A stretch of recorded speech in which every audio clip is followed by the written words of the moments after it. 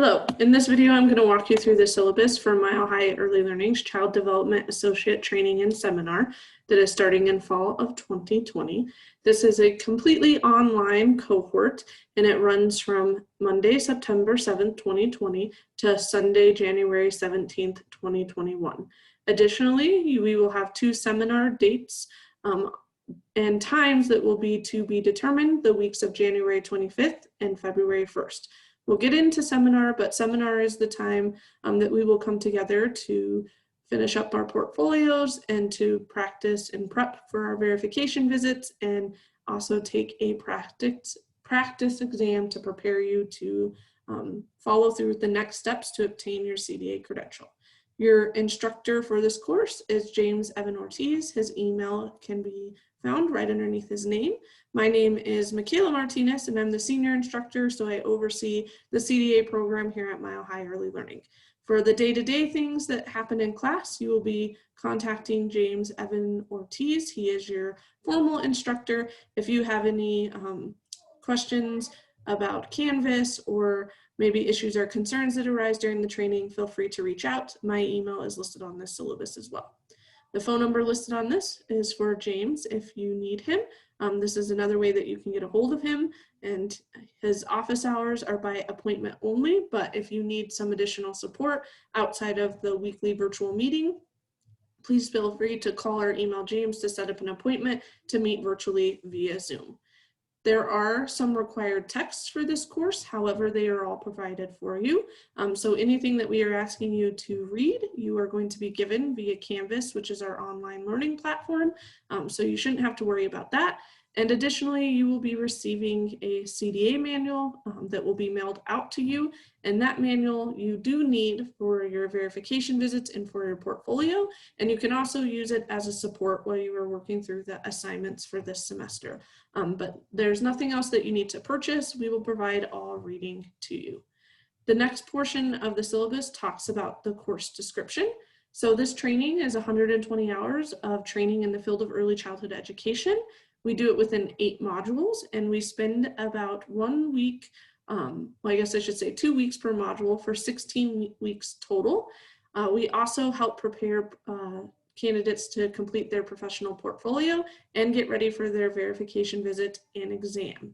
So again, we do 8 modules and each module is 2 weeks long for a total of 16 weeks. We are going to be covering the topics of Introduction to Early Childhood Development and Education, Physical and Cognitive Development, Social and Emotional Development, Observation and Assessment, Working with Families, Child Care Program Operations, and Professionalism in the field of early childhood education.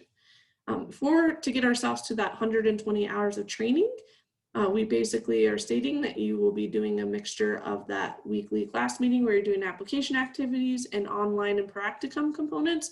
So all the reading that you're doing, all of the assignments that you're doing should all build up to about 15 hours a week of course content to get us to that 120 hours of training. Additionally, Mile High Early Learning offers up to 10 hours of on-site and or virtual coaching for candidates to support them in preparing for their verification visit. Coaching can consist of observation feedback and reflective activities. It can also consist of homework support, and all this is to just help you. You will be talking about your coaching on the first night, and if it's something that you are interested in and would like to participate in, please let your facilitator know. Additionally, Mile High Early Learning offers the opportunity for training participants to seek a bilingual specialization. There's information right here.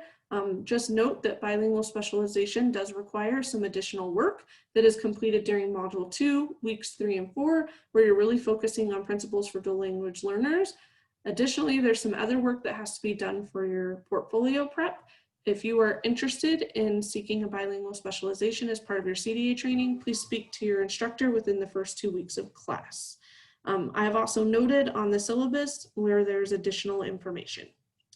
Some of our policies that we should be reviewed for this semester is we always aim to have a respectful learning environment, and therefore we follow the NACCE Code of Ethics, and we work to be respectful of others and others' ideas in class, and things that are also expressed in our virtual online learning platform. It also includes the appropriate use of technologies, so make sure that when you are online participating in your weekly meeting, that cell phones and other personal electronic devices have limited use during that time and that they are stored and safe somewhere. Please also make sure that as part of your respectful learning environment that you are participating in class and also keeping your cameras on while participating in the virtual learning space, but we'll get into that a little bit more below. We have to throw in this academic integrity statement. Please do not plagiarize, I can talk. Please make sure that all the work that you do in this course is your own work and your own ideas, and we will not tolerate academic dishonesty. So due to the importance of this class and the content that you get from class discussions and class in the virtual online meeting that you meet every week, you are required and attendance is mandatory. It's really critical to ensure your understanding of the content as well as ensuring your success in prepping for and earning a CDA. You may not miss any more than 3 sessions throughout the entire course of the training. If you do, you will be placed on an action plan as outlined by the course instructor. And if you do not follow through with that outline plan, you will automatically be dropped from the course. Additionally, for late assignments and makeup policy, anything that is turned in late will not be accepted unless special permission is granted, and you are subjected to receiving an automatic 0 on late assignments. Also, because of the amount of training hours candidates receive upon completing the training, for each session that is missed, there will be a reading reflection due to the instructor to make up the missed face-to-face hours. Any candidates who fail to comply with the attendance policy, late assignment, or makeup policy will not receive a certificate of completion for the training. So please make sure that you are turning assignments in. It is to your benefit to do so because your assignments make up your CDA verification visit portfolio, your professional portfolio. And because of that, it's important that you are turning things in and turning them in on time.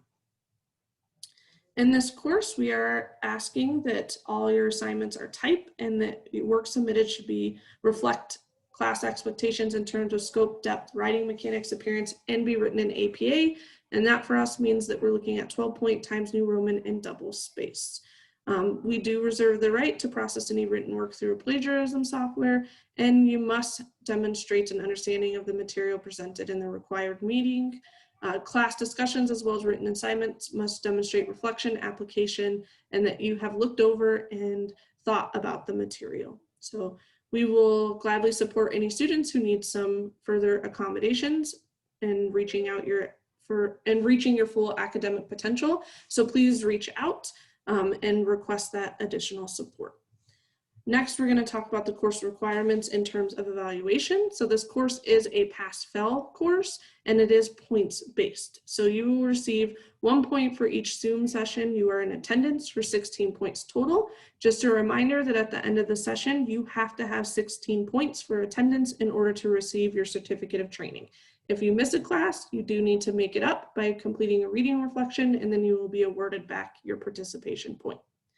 There are 15 discussion questions. Each week you will be completing a question online in Canvas, and they are 2 points each for a total of 30 points. You will also be writing 6 competency statements over the course of the training that will be used in your completed portfolio. They are also worth 2 points each, 6 total for a total of 12 points. Just make a note, just notice the note for the bilingual specialization endorsement. 3 of those competency statements must be completed in English and the other 3 in another language.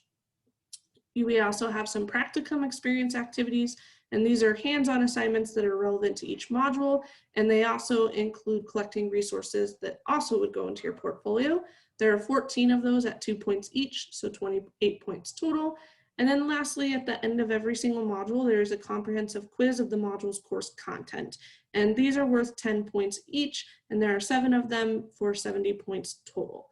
Just note that the Check Your Knowledge quizzes are open book, open note.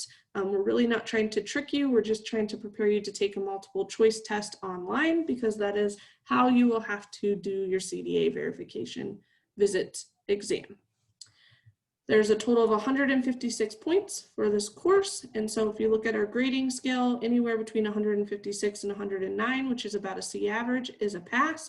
Anything 108 below is a fail. So just to reiterate that this is a pass-fail course, and in order to receive your certificate, you need to be in this 156 to 109, or at least at a C or better, to receive your certificate of training. Those who do not comply may not receive their training certificate at the end of the training. So please turn in assignments.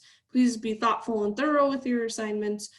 Please make sure you're logging in multiple times throughout the week to access the content, especially in an online platform. And please make sure you are showing up to the weekly Zoom meetings prepared to discuss content in order to receive your participation points.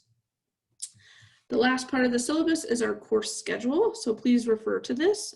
It outlines the weeks and the dates and when assignments are due. My biggest piece of advice is to print this, keep it handy, and as we are working on things, just go and check off things on the syllabus as we go down the line as you turn them in. It does outline what is due every single week. As I stated above, you have a discussion question every week, and then at the end of every module, you have a check your knowledge quiz. Again, you have about 2 to 3 things that you are doing each week in terms of this course, and that is so that we can get ourselves to that 120 hours of training.